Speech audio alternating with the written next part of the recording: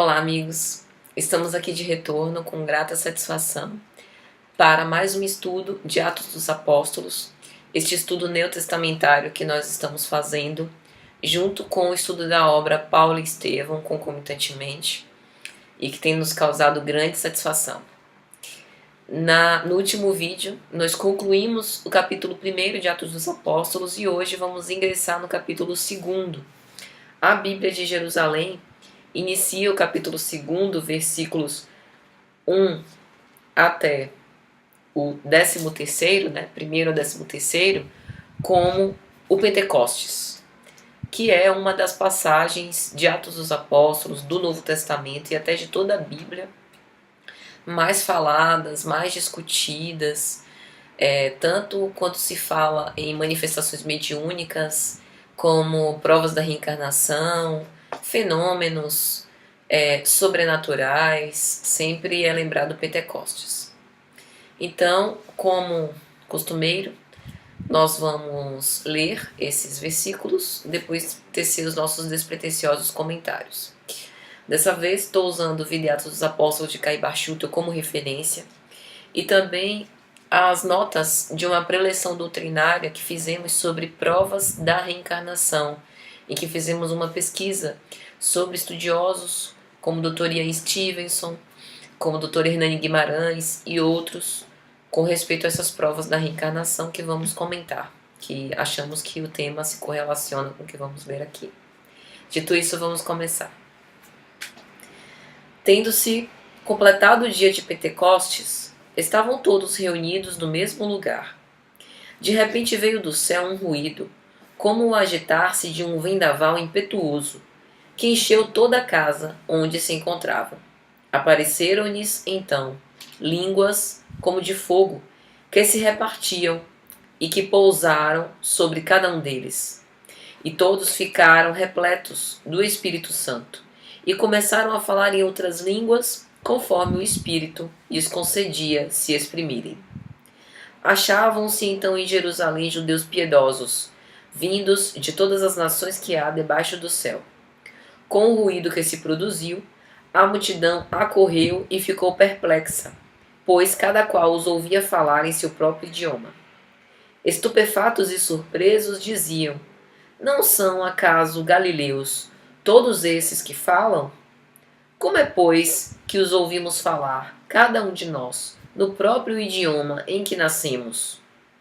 Partos, medos e elamitas, habitantes da Mesopotâmia, da Judéia e da Capadócia, do Ponto e da Ásia, da Frígia e da Panfilha, do Egito e das regiões da Líbia, próximas de Cirene, romanos que aqui residem, tanto judeus como prosélitos, cretenses e árabes, nós os ouvimos anunciar em nossas próprias línguas as maravilhas de Deus.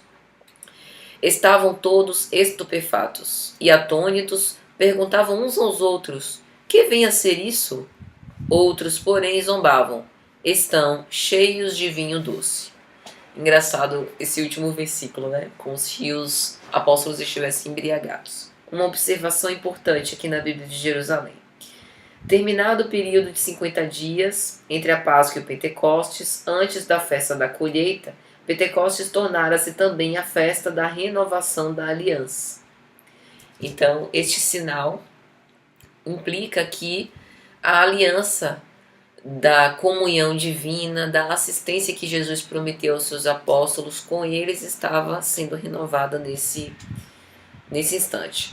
Um outro ponto, né, que já de antemão a gente também consegue perceber é que na linguagem hebraica se utilizava uma mesma palavra significando muitas coisas, com muitas acepções. E uma delas é vento.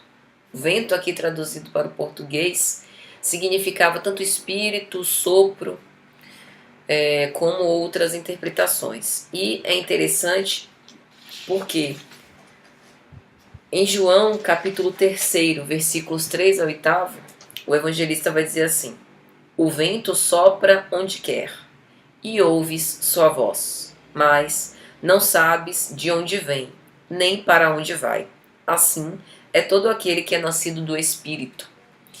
E esta passagem de João tem toda a relação com a acepção de vento, do agitar-se de um vendaval impetuoso, que Atos dos Apóstolos cita aqui no Pentecostes. Por quê? Quando João diz que o vento sopra onde quer, ele não está falando só de correntes de ar, de massas de ar se deslocando num processo de convecção. O que numa linguagem materialista, numa visão materialista, cientificista, a gente chegaria a essa conclusão. João estava utilizando uma linguagem figurada para dizer que o espírito, que conseguiu se desenvolver moralmente e se desvencilhar, superar, transformar as suas imperfeições, sopra onde quer. Tem liberdade. Então a liberdade de um espírito, a nossa liberdade, ela é conseguida à medida que nós nos desenvolvemos moralmente, espiritualmente. Ou seja, o nosso livre-arbítrio, ele é relativo à medida que nós erramos. E isso é proporcional ao nosso grau de imperfeição, como um bandido, que na nossa sociedade, quando ele erra, a sua liberdade é cerceada para que ele não faça mais mal. De forma análoga e com muito mais perfeição, Deus também faz. Em determinado momento, ele cerceia a nossa liberdade por misericórdia, porque nós estamos nos comprazendo repetidamente, caindo nos mesmos equívocos, então a nossa liberdade é temporariamente cerceada para que a gente não peque mais, para que a gente não se comprometa mais. Mas a partir do momento que o espírito tem essa consciência e começa a converter sua vida num manancial de bênçãos, então ele consegue gozar da liberdade que quer. Então ele sopra onde quer, vai aonde quer, tem maior liberdade. Tanto para mais como para menos. Ou seja, tanto para ascender a esferas superiores e contemplar as beatitudes divinas, como para descer aos infernos, utilizando uma linguagem figurada, e compadecer-se daqueles que estão numa situação, ficaram na retaguarda, numa situação mais deplorável. E aí João continua dizendo que o vento sopra onde quer e consegues ouvir sua voz. Ou seja, de uma forma mais ou menos ostensiva, nós percebemos a influência dos espíritos. Conseguimos perceber a sua influência, seja uma sensação de que presenças estão aqui conosco, seja uma mediunidade mais ostensiva, de ver, de ouvir, até de conversar. E além disso, ele continua, mas não sabes de onde vem. Então, o nosso grau, o nosso patamar evolutivo e consciencial não é como o do Cristo, em que passado, presente e futuro se descortinava como uma linha tênue à sua frente.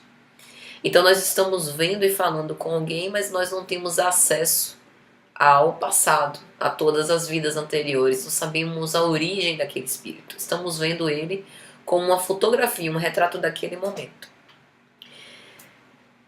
E vós também não sabeis para onde vai. Então, como nós estamos com um grau de moralidade menor, menos desenvolvido do que aquele espírito que se nos apresenta, nós não sabemos os nossos desígnios, dos seus desígnios. É como nós em relação a Deus. Os desígnios de Deus nos são insondáveis, porque Deus é a sabedoria infinita, é a perfeição. Como nós podemos adivinhar-lhe os desígnios? Nem Jesus sabia e se colocava reverentemente, humildemente, resignadamente para a consecução dos desígnios divinos. Assim é todo aquele que é nascido do Espírito. Vamos nos lembrar então que no diálogo de Nicodemos com Jesus, Nicodemos pergunta: Jesus, o que é o reino dos céus? E Jesus lhe responde: em verdade vos digo que aquele que não nascer de novo não poderá ver o reino dos céus. Aquele que não nascer da carne, ou melhor, não nascer da água e do Espírito, não poderá entrar. Nascer da água, nós já estamos nascendo, através das reencarnações sucessivas. Mas nascer do Espírito é nos burilar, é acrisolar-nos moralmente. E para isso é necessário empregarmos o esforço da vontade. Quando nós empregamos esse esforço da vontade, conseguimos converter as nossas imperfeições em virtudes buriladas, nós nascemos pelo Espírito. gozamos de liberdade e somos como o vento que sopra onde quer. Então, eu achei essa parte de João muito interessante, porque guarda toda semelhança com aquilo que é dito aqui no Pentecostes. E aí, claramente em Atos a gente tem uma narração, uma descrição de um fenômeno de xenoglossia. E, mais uma vez, eu tomo como referência uma nota dessa preleção, que na pesquisa eu consegui encontrar um símbolo muito interessante com respeito à xenoglossia. Com certeza vocês já ouviram falar, que é Francisco Valdomiro Lois, um agricultor simples, humílimo, pobre, nascido em 1872, da República Tcheca, que ele se naturalizou brasileiro, vivendo numa aldeia no interior do Rio Grande do Sul. Na verdade, o nome da região Dom Feliciano, zona rural de Porto Alegre, no Rio Grande do Sul, de origem muito pobre, que era fluente em mais de 100 idiomas, inclusive o idioma egípcio antigo, falado pelos grandes faraós da antiguidade. Então, o que eu falei, né, nessa preleção é que a maior prova da reencarnação, além das ideias inatas, que Allan Kardec já explora isso em O Livro dos Espíritos, é sobretudo os grandes estudos que foram desenvolvidos por Dr. Ian Stevenson, Dr. Hernani Guimarães. À luz da razão, sem fazer uso de experiências de revivescência de memória, de memórias passadas, sem fenômenos mediúnicos, através de entrevistas, foi criado um método científico especial cuja única justificativa para todas aquelas evidências e coerências seria a reencarnação. O fato das marcas de nascença, das conexões mente-cérebro, das vidas sucessivas, então passou a ser provada. E nesse caso do Valdomiro, se nós não considerarmos vidas anteriores, é impossível. Porque os pais dele não tinham conhecimento dessas línguas. Ele não conviveu com pessoas, né, dessas etnias ou que tinham conhecimento desses idiomas. Ele não leu todos esses livros. Ele foi tradutor do Bhagavad Gita. E escreveu um livro intitulado A Voz do Egito Antigo, de uma dinastia de 3.300 anos antes de Cristo, a dinastia 18ª. Fundou a primeira escola do vilarejo, apresentou o Esperanto como língua espiritual. Enfim, todos esses fenômenos ele conseguiu encetar. E, claramente, isso daí foi um atributo de vidas anteriores. Então, voltando aqui para o nosso texto, quando em Pentecostes nós temos esse grande fenômeno apoteótico, né? Imagine a cena, os apóstolos inspirados pelo Espírito Santo, aquela multidão se acercando deles, cada um falando num idioma próprio, mensagens claras, mensagens divinas, de elevado teor moral, grandes revelações. Pô, ficou louco, porque se estivessem falando coisas sem sentido, realmente a hipótese do estão cheios de vinho doce poderia ser cogitada, mas não. Eles estavam proclamando verdades. E é exatamente isso que Caio Schutter vai falar no capítulo quando ele fala do dia de Pentecostes, a difusão do Espírito. Caio Schutter, ele tem uma pena bem sensata, racional. Algumas pessoas acham que Caio Schutter está querendo incriminar a igreja. Está querendo achar que a igreja católica é a vilã da história e que tudo que ela fez tem que ser posto abaixo por conta dos equívocos dos que foram representantes da igreja católica. Mas, na verdade, minha opinião pessoal é que Caio Schutter analisa de uma forma muito sensata, clara, analítica, racional, os ensinos bíblicos. E ele chega a dizer, em relação ao Pentecostes, que esse fenômeno não foi especial. Porque a igreja diz isso. Diz que esse fenômeno de xenoglacia foi uma bênção do Espírito Santo que pairou sobre aqueles apóstolos contados e que foi algo de privilégio. E a gente sabe que Deus não faz predileção de pessoas. Desde Romanos, a gente já sabe dessa história. Então, o fenômeno de xenoglacia bafejou diversos outros espíritos, inclusive santos. Clóvis Tavares, na obra Mediunidade dos Santos, vai discorrer e vai dar inúmeros exemplos com respeito disso. E, inclusive, pessoas comuns, que não foram santos, mas que eram inspirados e que deram vazão a esse tipo de mediunidade, né, que Allan Kardec também fala no Livro dos Médiuns. Então é essa a defesa de Caíba-Chuta, que não era algo de privilégio dos apóstolos, mas que foi um fenômeno vultoso, impressionante, e que o símbolo maior do Pentecostes foi renovar a aliança dos apóstolos como reveladores da lei de vida. Não que eles sejam pessoas abençoadas, escolhidas por Deus para serem os representantes do seu ministério. Eram pessoas imperfeitas como nós somos, que tinham os seus traumas, os seus dilemas, as suas necessidades de evolução, mas que se colocaram como servos, como trabalhadores da vinha do Senhor, como nós também temos que nos colocar, guardadas as devidas proporções. E vamos lembrar que este compromisso não foi feito aleatoriamente.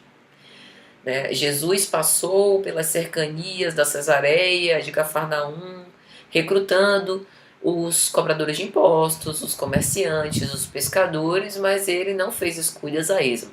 Aqueles espíritos já estavam comprometidos desde antes do berço. Mas isso não significa que eles eram prediletos do Senhor, é isso que queremos dizer. Por isso a mediunidade ela é tão democrática. Mas, de fato, o Pentecostes foi um fenômeno especial. E o grande símbolo do Pentecostes é que o nosso crescimento se dá junto com o crescimento da espiritualidade que nos assiste. Tanto os bons espíritos, como os espíritos que estão na retaguarda. E que, através, por exemplo, das sessões mediúnicas, do choque anímico, precisam se manifestar para poder se direcionar a outras paragens. A evolução é conjunta, encarnados e desencarnados. E isso é o que torna a mensagem do Cristo tão especial. Então, amigos, esperamos que vocês tenham gostado, que tenha sido de alguma sorte útil. Até a próxima, se Deus quiser.